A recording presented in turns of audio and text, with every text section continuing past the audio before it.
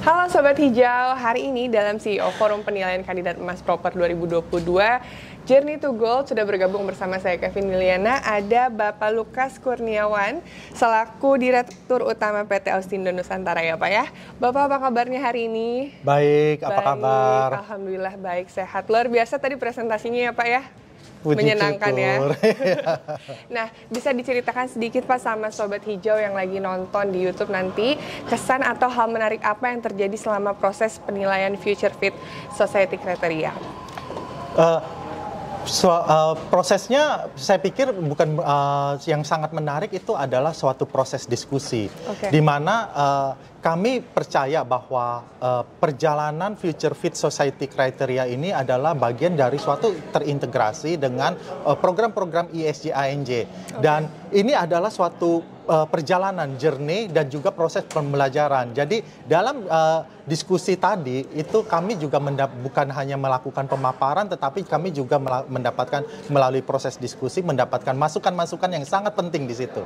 Jadi ada feedback secara langsung ya Pak ya dari Dewan Juri Proper ya Pak. Betul. Tapi boleh juga disampaikan kurang lebih apa sih program unggulan dari ANJ yang cocok sama penilaian proper nih Pak tahun ini?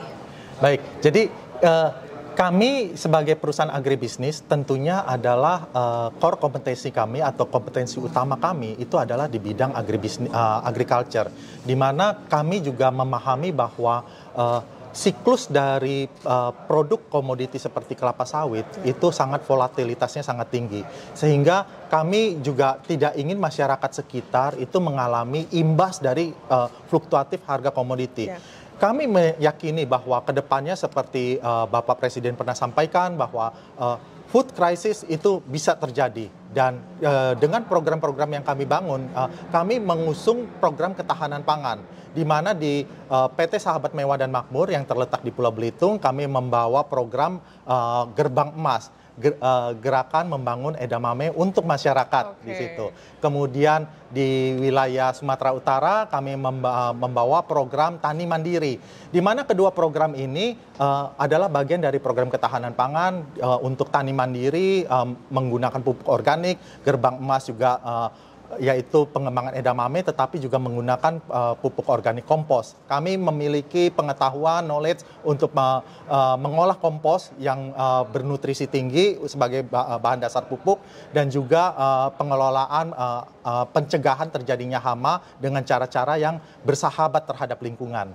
Baik, jadi secara langsung juga ini memberi kontribusi ya Pak kepada masyarakat sekitar ya untuk kesejahteraan mereka baik secara ekonomi maupun di luar sosialnya juga ya Pak ya. Tentu. Nah, kalau dari sisi proper, apakah memberi manfaat yang terasa nih untuk ANJ Pak? Tentu ya, karena kita memiliki program kerja, ambisi-ambisi, bagaimana kita ingin mencapai suatu target ESG kami, tetapi seluruh program kerja itu memerlukan suatu evaluasi. Karena tanpa evaluasi kami juga tidak tahu apa yang perlu kami perbaiki, dan juga bagaimana agar tidak terjadi suatu titik yang puas diri. Kita harus terus berinovasi sesuai dengan salah satu nilai ANJ, yaitu terus melakukan pengembangan. Jadi bagian dari program proper ini akan memberikan suatu wawasan kepada perusahaan-perusahaan yang berpartisipasi di dalam program proper ini, bagaimana terus berinovasi, mengembangkan, dan